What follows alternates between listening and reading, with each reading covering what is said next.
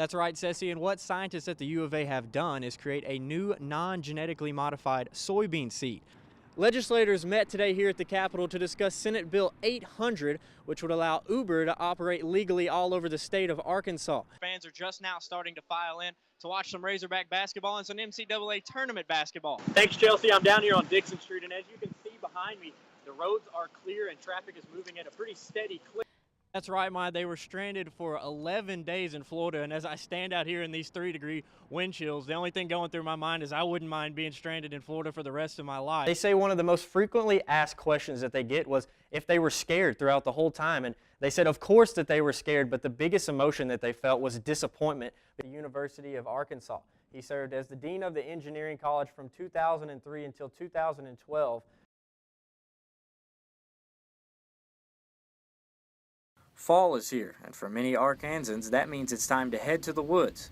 And Arkansas Hunters Feeding the Hungry is giving outdoorsmen the chance to play the role of a hero to many families in the state. Arkansas Hunters Feeding the Hungry is a state program that allows sportsmen to donate game meat to needy families and underprivileged families. The program teams with local deer processors and provides around 1 million meals annually to food banks and families in need.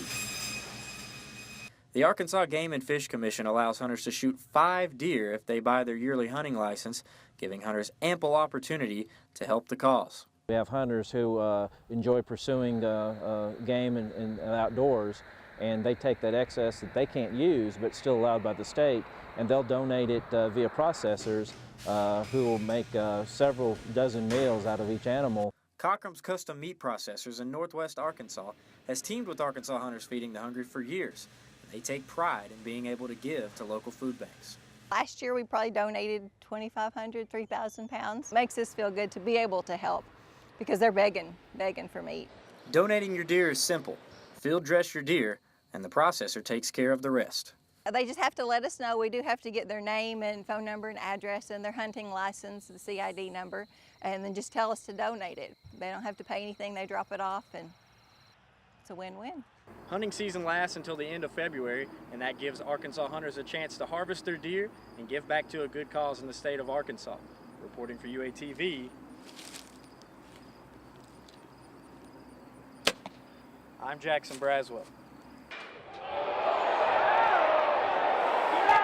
Baseball will soon be back at Baum Stadium, and a new change to the equipment gives fans and players a reason to be more excited than usual. The NCAA made the decision for college baseball teams to use a flatter seam baseball for more offense after years of low-scoring games. And I feel like that you'll see across the board nationally, there's going to be a lot more home runs, extra base hits, and scoring in general. With that other ball, it got to the point that if the wind was blowing in a little bit, outfielders were playing really shallow and just daring you to hit it over their head. And so then you can't go from first to third on a base hit. You can't go from second to home. And runs weren't being scored. It just took away from the game. The new baseball is most comparable to the one used in the minor leagues. While for many changing a baseball seam height seems like a minor fix, many around the Razorback baseball team have been wowed by the difference it has made already. The balls are, they're amazing. You don't have those 1-inch seams on them anymore. I think that we're going to be a more offensive team, probably the best offensive team since I've been here. At first glance, you can't see much of a difference between these two baseballs, but the one in my right hand is the new one, and it has significantly lower seams. Pitchers probably will not get the same amount of blisters that they do pitching on the mound this year, and it allows hitters to hit the ball a lot further, which makes Arkansas Razorback fans and players really excited about the upcoming year. Reporting for UATV, I'm Jackson Braswell. That's right, Maya. They were stranded for 11 days in Florida, and as I stand out here in these 3-degree wind chills, the only thing going through my mind is I wouldn't mind being stranded in Florida for the rest of my life. But I had a chance to talk to the coaches on the softball team and a couple of players, and the story about their trip to Florida was pretty interesting. Take a look. Bus leaves at noon tomorrow. When the Razorback softball team left for the University of Central Florida, they had no idea what their trip would have in store. After the latest winter storms in northwest Arkansas, the team was unable to return home after their tournament. That caused major problems.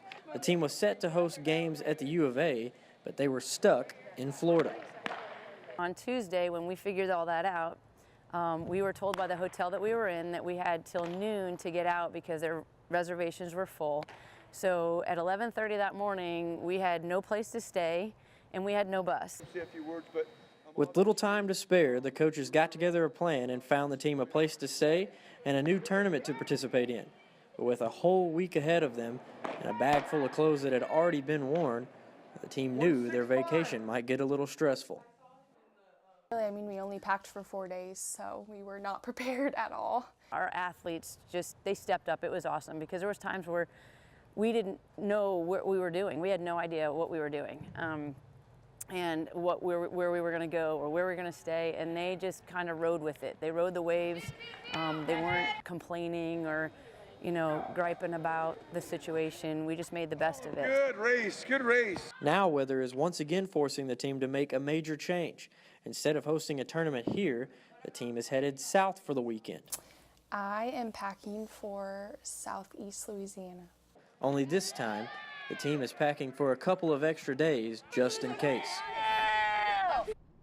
Now, the players were able to return to Fayetteville on Sunday, but they had to leave in 4 groups. The first leaving at 6:30 in the morning, and the last group returned here in Fayetteville at 1:30 in the morning. So it was a tough time for those Razorback softball players, and I know that they are hoping for a little bit of a different change on their trip this weekend. Reporting live on the University of Arkansas campus for UATV, I'm Jack.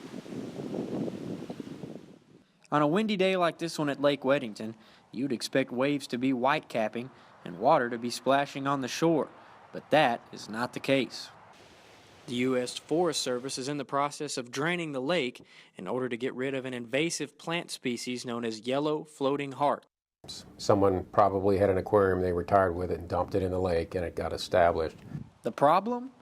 Yellow floating heart stops sunlight from getting to the bottom of the lake, which means many plants that are important to fish can't thrive. It's a difficult plant to deal with because it wasn't adapted in this area. There's no natural herbivores that may control its abundance and presence. The goal for the U.S. Forest Service is to drain the lake, exposing the roots of the plants and allowing Mother Nature and Jack Frost to handle the rest. This will in turn improve fishing, boating, and swimming conditions. Now, for most of the year, this is a full lake out here at Lake Weddington WMA, but as you can see behind me today, there is not much water left. After they've drained it, it will not be open until April. That means that all the things that students and people around the Fayetteville area usually do, like swim, fish, and do all sorts of other recreational things, will have to be put on hold until later this spring. Reporting for UATV, I'm Jackson Braswell. The U of A, as many call it, is a place where students learn and grow. But this week, students are getting a chance to honor those who helped them along the way, the faculty. Faculty Appreciation Week is a new event on campus this year, and the focus is to take time to give back to the ones who have given so much to make the university what it is today. Faculty are the direct reason why our students come to campus, why our students are successful on this campus, and why our students go out and pursue degrees in all sorts of areas. It's really because of the influence of the faculty. So I don't think faculty can be overstated. While the thanks the professors receive during this week is appreciated, seeing their students succeed is something that never gets old. That's the most rewarding part, that we see when we get them as a freshman and then they leave as a senior and how much growth that there's been, and they grow into professionals, and that's what we want to happen. But diligent work. I think it's time for even individual faculty just to stop and pause and to consider what it is that they're doing and how they influence the bigger community. One of the best ways to honor your favorite professor on campus is to take a selfie or a picture with them and use the hashtag WooProf, just like this. Events will continue into tomorrow, and there is no doubt that teachers will savor the last moments of this special week. Reporting for UATV, I'm Jackson Braswell.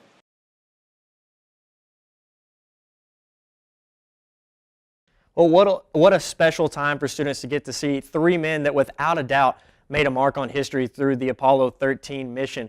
Now, it was really awesome to get to go to that press conference today and hear about the gravity of the situation that was that Apollo 13 event. I know a lot of people are familiar with the 1995 movie that included Tom Hanks, but getting to see those guys speak really was an awesome deal.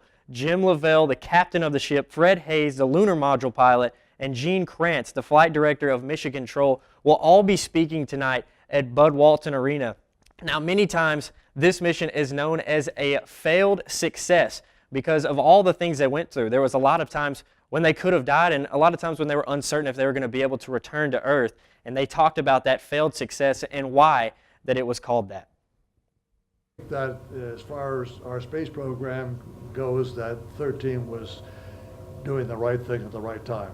It really excited a lot of people and showing what people can do with good leadership and teamwork and motivation and initiative when they had to.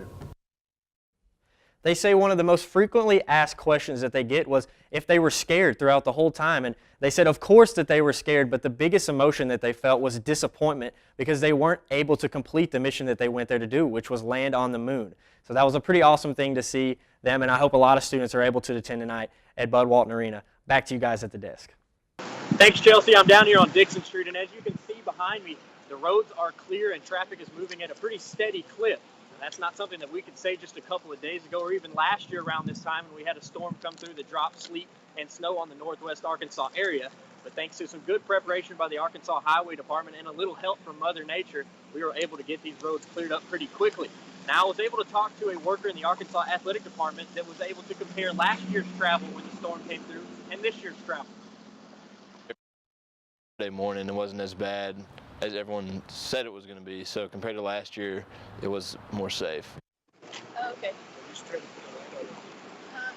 Now, what is left on the roads is some water melting off from the snow.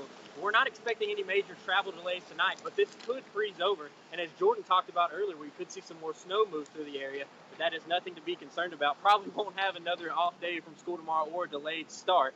Back to you, Chelsea, in the studio.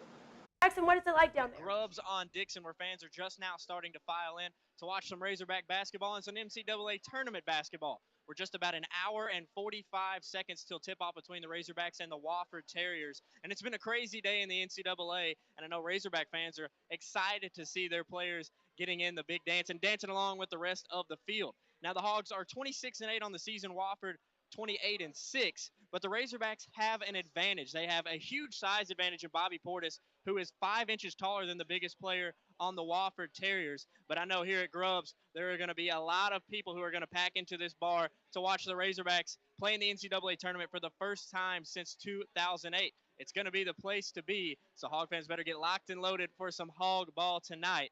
Back to you at the desk.